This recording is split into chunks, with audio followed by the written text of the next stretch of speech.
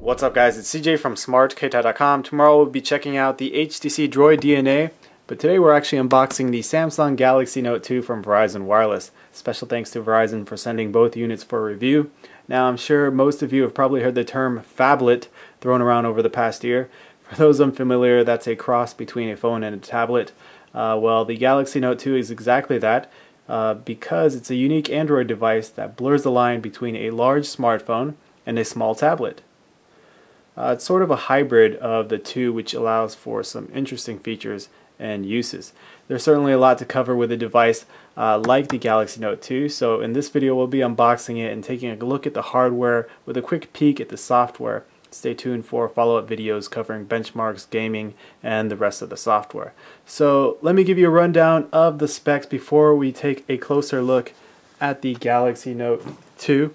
It's got a 5.5-inch 720p HD Super AMOLED display, Samsung's Exynos 1.6 GHz quad-core processor, a generous 2 GB of RAM, 16 GB of internal storage, expandable with a micro SD card, an 8 megapixel rear camera, 1.9 megapixel front-facing camera, 4G LTE connectivity, a huge 3,100 milliamp hour battery, and of course the improved S Pen, which is basically a stylus that's integrated with Android 4.1 Jelly Bean and the latest version of TouchWiz.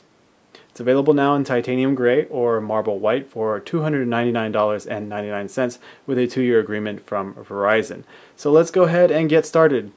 Alright, so a plain white box, pretty standard fare for Samsung packaging lately. Let's pull the sleeve off, and it looks like we have some holographic writing there. Samsung Galaxy Note 2. Pull the lid off, and then bam, there it is, the massive, gigantic, huge 5.5-inch HD Super AMOLED display. And I've got to say, it looks just as large in person as it does on the web. Let's go ahead and take this out here, see how it feels in hand. Alright, not too bad considering I can still wrap my hand around it, but it is a massive smartphone, so when you hold it up to your face, it's going to probably cover up most of it on the side. But overall, you're probably going to be using this for productivity with the stylus, and it does have this beautiful display. So size probably isn't an issue if you're already thinking about getting a device like this. So I'm going to go ahead and power it on. Looks like the battery is in there. I love the deep blacks that Super AMOLED offers, and I'll let that run in the background as we dive into the rest of the packaging. Alright, so we've got our usual manuals, SIM card, and whatnot. We won't look at those. We have our micro charge and sync cable, micro USB. Here's the power brick that goes with that. Interesting that we have white accessories considering this is the titanium gray version of the Galaxy Note 2. And it looks like that's all we have. No headphones. Kind of strange. If I recall correctly, Samsung usually includes headphones, but I guess this device does not get that, but that's alright. Let's go ahead and put all this off to the side. Looks like we're powered on here. We'll dive into a little bit of the software later on. And before I get to this unconscionable design choice down here, look at that. Let's go ahead and start up at the top. So we have our notification light up there. Then next to that we have our earpiece speaker grill. To the right of that we have our usual sensors, and then our 1.9 megapixel front-facing camera. Below that, the Samsung logo. Nothing crazy about that. And then of course below that we have the huge 5.5-inch 720p HD Super AMOLED display. So that's 1280 down by 720 across. And I've got to mention that it isn't a pentile display, it's actually the S-Stripe RGB variety. So even though it doesn't have plus tacked on to the Super AMOLED brand name, it's still not a pentile display like you might have seen on some older Galaxy devices. So it is RGB. Moving down to the bottom, we've got the blatant Verizon advertising slapped right under the physical home button of the device. Why Verizon went this route is beyond me, but they've certainly received a fair amount of backlash for it, and rightfully so. I guess it's better than placing a logo on either side of the button, but hey, why not go for a cleaner look with no carrier branding at all on the front of the device, like Sprint, AT&T, and T-Mobile did with their variants of the Galaxy Note 2. I mean, I understand advertising on the back of the device because that's a necessary evil, as that's the part of the device that's going to be seen most by others. But the people using this as a daily driver, they're the ones that are going to be seeing this Verizon logo every time they want to go home. So that's a bit annoying, and I'm assuming many will feel the same. But I will say this, on the titanium gray version of the Note 2, it doesn't look as bad as it does in the press shots. I can't say the same for the marble white version. I've heard that one stands out a bit more, so you might want to take that into consideration. Also, there are some people taking advantage of this and selling some aftermarket vinyl decals you can stick on to cover it up, but I'll save that for another story. So let's go ahead and move on and take a look around the device. We'll start with the right side. So it's pretty flush here. We do have the power button on the side. I love that Samsung goes with that design. I like having the power button right there for my thumb to press. And we'll go ahead and move up to the top. Looks like we have a microphone and a 3.5mm headphone jack. Zoom in on that. On the other side, just have a volume up and down rocker. On the bottom, another microphone, and then our micro USB charge and sync port. Of course, right here, we've got that S Pen. From what I'm hearing, it's improved over the S Pen that came with the original Galaxy Note. And we'll take an in-depth look at this, as well as the software that it's integrated with. Alright, we looked at that side. Let's go ahead and take a look at the back. We got a sneak peek at that. It's a very glossy back. Of course, Samsung uses a lot of plastic in their phones, and it's the same with the Galaxy Note 2, but I will say this, it does feel like a light device. Considering how big this thing is, I thought it would be much heavier, but it does feel pretty light. So let's go ahead and start up here. We've got our 8-megapixel camera with LED flash, two logos as I mentioned before, Galaxy Note 2, then we have our exterior speaker right there. Alright, let's pull off the battery door to see what's under the hood. As I mentioned before, it has the 3100 milliamp hour battery, so a very large capacity battery for a smartphone. Of course, this device is powered by a quad-core processor and a 5.5-inch HD display, so it's a very power-hungry phone. Thankfully, Samsung decided to bump the capacity up to above 3000. Hopefully, that's not only enough to compensate for the extra features, but also go above and beyond the average battery life of your typical smartphone. Over here, we have our micro SIM card slot and also our micro SD card slot, so you can expand. Okay, it's that time to do some size comparisons. So we have the Galaxy Note 2 on the left, a Galaxy Nexus in the middle, and a version of the Galaxy S2 on the right. Let's actually reach into that Droid DNA box that I teased earlier and pull out the device and line it up as well. So you can see the two on the right look very, very small compared to both of these devices, and the Galaxy Note 2 is definitely the largest. Let's go ahead and stack it with all the devices. Turn it on its side.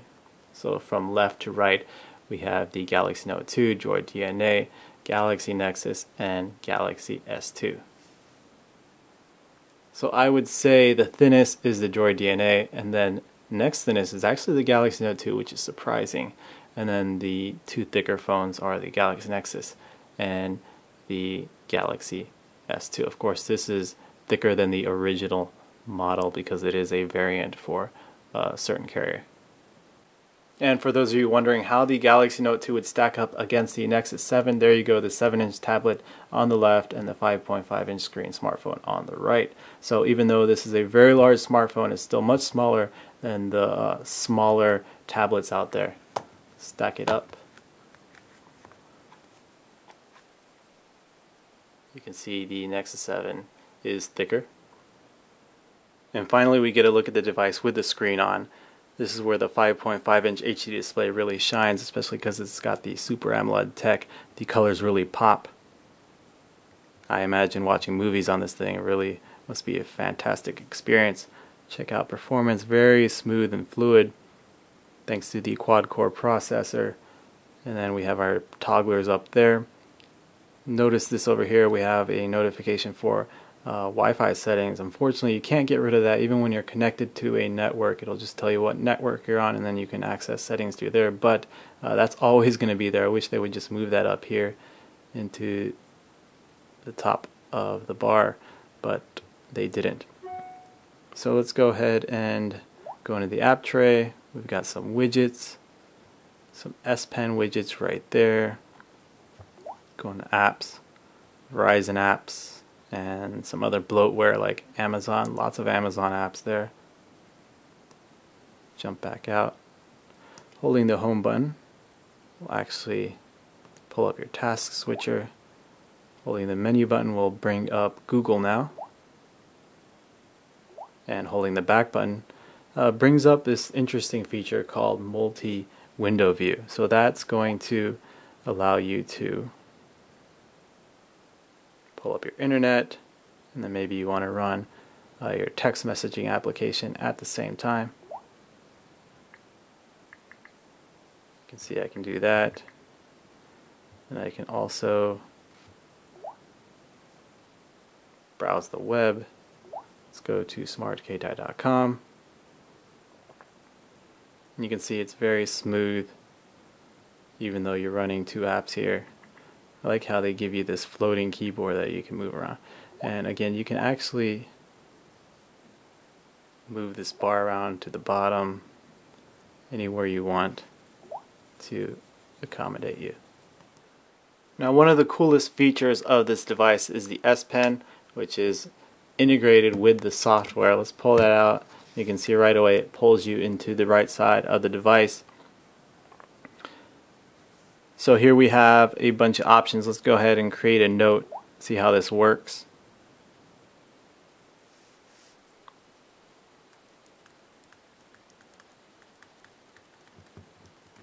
Not bad. It actually works very well, very responsive. Looks like we have a button on the S Pen as well, and you can see it toggling between the eraser and the writing options. Now this is pressure sensitive, so if I press really hard, you can see it's going to be nice and dark, and if you do it lightly, it's going to be faint. Very cool. I like how you have a little cursor to give you an idea of what that button does if you hover over it. I believe this is part of Air View. Let's jump back out. Another function of the S Pen is, say you're on the web and you find an image that you want to cut out. So you just press the button, circle it, and there it is. Now you can insert that into a text message, email, maybe an S note. There you go. Now you can send that off. Very, very cool. Another use of the S Pen is in the calendar application. So let's pull that up, and we'll go ahead and enter the edit mode. Now we can actually draw right on to the calendar. Let's try a different color there. So we can do that. Very, very cool. Let's jump back out and go into the gallery application. Now I don't have very many pictures here. I only have one actually, but you can see if I hover over it, thanks to Air View, it'll show you a preview, and that's going to do that for videos and pictures. So when I dive into, let's see if we have any. No, it looks like that's as far back as we can go. When I load up some pictures on here for the in-depth software review, I'll show you a better example of that. So this was the unboxing video for the Verizon Samsung Galaxy Note 2 Android smartphone / tablet. More videos on this device to come, especially focusing on the S Pen and its many features, some of which I haven't tapped on yet. So be sure to subscribe to our YouTube channel and give us a thumbs up if you enjoyed this one. Thanks for watching.